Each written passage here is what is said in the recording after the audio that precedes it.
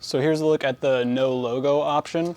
So as a really small business, it's just me cutting and sewing stuff here. So I kind of rely on bags being seen in the wild with a logo on them for getting the word out and getting some exposure. But I definitely understand as a designer the appeal of having a bag with no logo on it because it just looks nice and clean.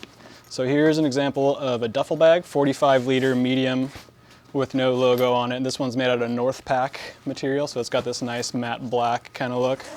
So yeah, no logo on the exterior of the bag. And I just decided to do for the duffel bags and for the backpacks, like this day pack here, it's an extra 50 bucks, because that way it kind of makes up for the lack of marketing that it gets over the bag's lifetime.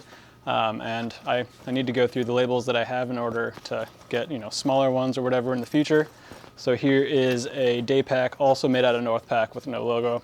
And I think it'll be a smaller premium for DOP kits, just because DOP kits, they don't really get seen walking through an airport or what have you. So that's kind of my thinking on the new no logo option.